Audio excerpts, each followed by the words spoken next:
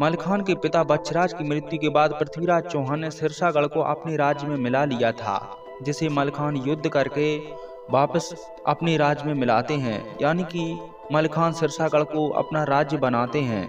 यह भीषण युद्ध किस प्रकार हुआ, तो चलिए जानते हैं। आल्हा को बड़ा भाई मानकर ऊदल, मलखान, ब्रह्मा और ढेबा सदा उसकी आज्ञा को पिता की आज्ञा मानकर पालन किया करते थे। एक दिन मलखान ने आल्हा से शिकार खेलने जाने की अनुमति मांगी।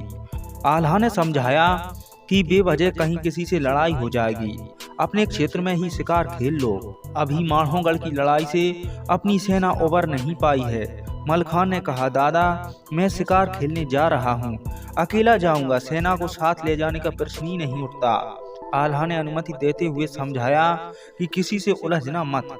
मलखे बोला, दादा पहली गलती पर ध्यान नहीं दूंगा, दूसरी बार किसी ने छेड़ा तो क्षमा कर दूंगा, पर तीसरी बार गाली दी तो मुंह में तलवार ठूंस दूंगा। इस तरह मलखान अकेला ही शिकार खेलने के लिए निकल पड़ा। जंगल में घूमते घूमते मलखान को दोपहर हो गया और दोपहर बाद उसे एक आम का पेड़ दिखा। मलखान आम के पेड़ के पास जाकर उस पर लगे फल पर अपने तीर से निशाना साधा और फल को नीचे गिरा दिया। इतने में सिरसागढ़ का राजा पारथ वहां पर आ पहुंचा और बोला कि तुम इस पेड़ से आम नहीं तोड़ सकते, क्योंकि यहाँ मेरा शासन है। मैं सिरसागढ़ का स्वामी हूँ, मेरा नाम पारथ है, दिल्लीपति पृथ्वीराज चौहान का भतीजा हूँ, पर तुम मेरे राज्य में क्यों घुसे हो? तुम कौन हो? मलखान ने कहा, मेरा नाम मलखान है, महोबा का राजकुमार हूँ। यह क्षेत्र महोबा की सीमा में है, तुम्हारे बाप का नहीं है। पारथ सिंह ने कहा, पहले यहाँ बच्छराज का राज था, उसके मरने के बाद दिल्लीपति पृथ्वीराज चौहान ने जीतकर इसे अपने राज्य में मिला लिया था और मुझे यहाँ का शासन सौंप दिया। यह सुनकर तो मलखान बिफर गया, तो यह मेरे पिता का है, मैं बच्छराज का ही पुत्र हूँ। पारथ सिंह ने कहा, तो मैं पहले तेरा ही शिकार करता हूँ, पहले अपने मन की निकाल ले, नहीं तो पीछे पछताएगा। मलखान ने कहा, पहला बार तुम ही करो, हम तो कभी पहला बार किसी पर नहीं करते, भागते हुए के पीछे नहीं भागते, निहत्थे शत्रु को नहीं मारते, स्त्री पर हथियार नहीं उठाते, लो करो पहला बार, मैं तैयार हूँ। पारथ सिंह ने भाला मारा, मलखे ने बाएं होकर बार बचा लिया, फिर उसने सांग उठाकर फेंकी तो मलखान की घोड़ी हट गई और सांग धरती पर जा गिरी। क्रोध में पारथ ने तलवार निकाल ली, बिल्कुल निकट जाकर तलवार की चोट की। मलखान ने अपनी ढाल से चोट बचाई और वार किया। कुछ देर खटाखट तलवारें बजी, परंतु मलखे की घोड़ी कबूतरी ने अगले दोनों पांव उठाकर पारथ के घोड़े पर आक्रमण किया तो घोड़ा उल्टे पांव भागा। मलखान तो बता ही चुका था कि भागते हुए शत्रु पर पीछा नहीं करते। मलखान ने महोबे आकर आल्हा को सारी बात सुनाई, फिर सिरसा पर अपने अधिकार की बात कही। आल्हा ने कहा, उस विषय पर तो बात राजा परिमाल से होनी चाहिए, यह दो राज्यों का मामला है, नीति का प्रश्न है, आप राजा से चर्चा करो। राजा परमाल का दरबार इंद्र के समान शोभित था। मलखान ने प्रवेश करते ही प्रणाम किया और फिर राजा के समीप जा पहुंचा। राजा परमाल ने उसे अपने निकट बैठा लिया और पूछा, बेटा मलखान, आज क्या समस्या आ गई है? क्या किसी ने अपशब्द कहे हैं या मुझसे कुछ लेना चाहते हो? बिना संकोच कहो बेटे, मेरा सब कुछ तो तुम्हारा ही है।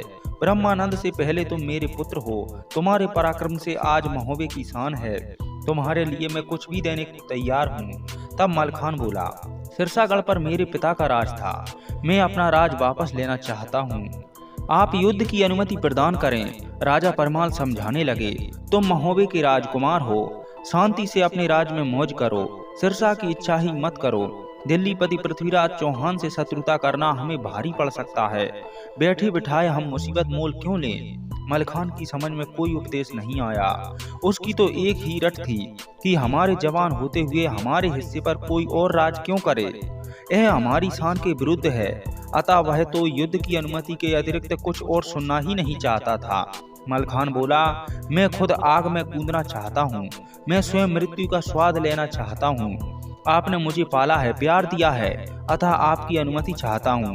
बेबस होकर नम आंखों से राजा परमाल ने कहा, अच्छा तो यही रहेगा कि पृथ्वीराज चौहान से शत्रुता मोल ना लें, परंतु यदि सिरसा लेना तेरी जिद है तो जा, मैं तुझे आशीर्वाद देता हूँ, तेरी विजय की कामना करता हूँ। मलखान ने राजा के चरण स्पर्श किए और तुरंत दरबार से चल पड़े। उसमें एक अदम्य उत्साह था।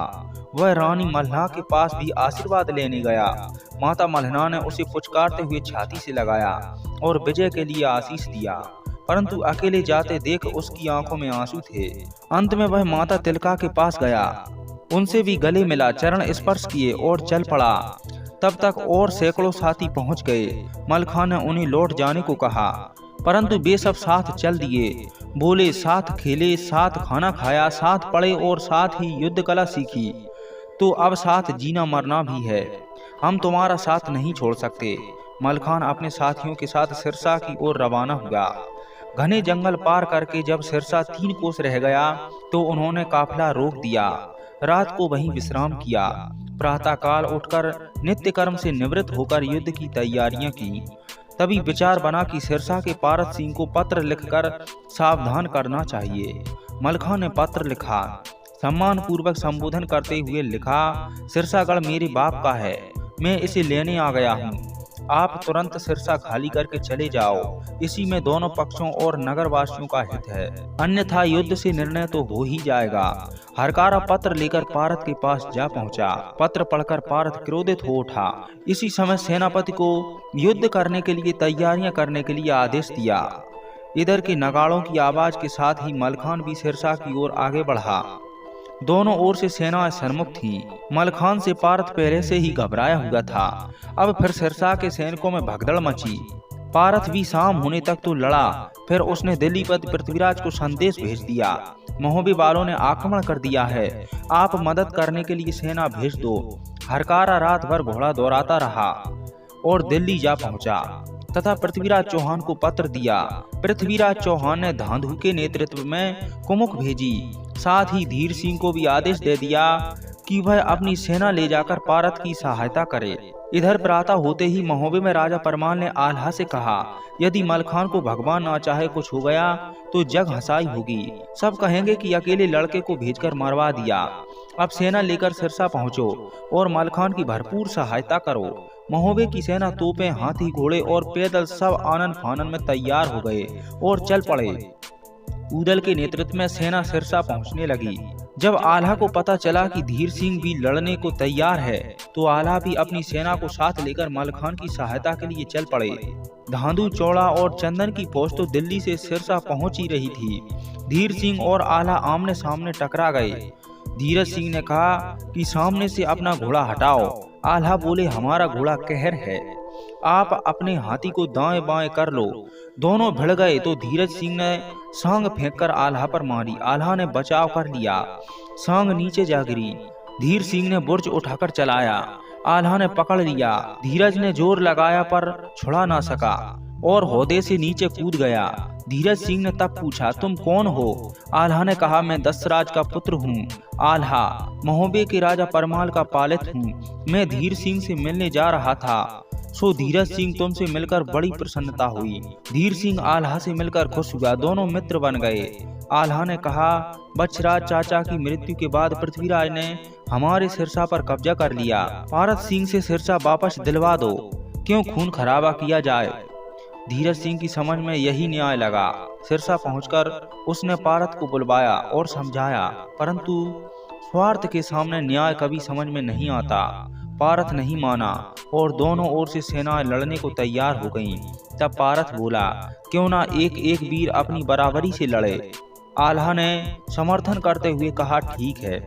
पारत और मलखान लड़े, धांधु और उदल भिड़े, धीरज सिंह से ताल्हा सैयद भिड़े, चंदन से ढेवा और चौड़िया राह से स्वयं आल्हा। युद्ध शुरू हो गया। महोबे के वीरों के सामने कोई वीर डट नहीं पाया। दनादन गोलियां चली, तीर पक्षी की तरह उड़ने लगे। सिरसा की प्रजा भी आहाकार करने लगी। सेना के जवान गिरते हुए कटे पेड़ों से लग रहे थे। पारत सिंह जान बचाकर दिल्ली भाग गया। सिरसा फतेह हो गया। आल्हा ने मलखान को सिरसा में ही राज करने को छोड़ दिया। बाकी वीर महोबा को वापस चले।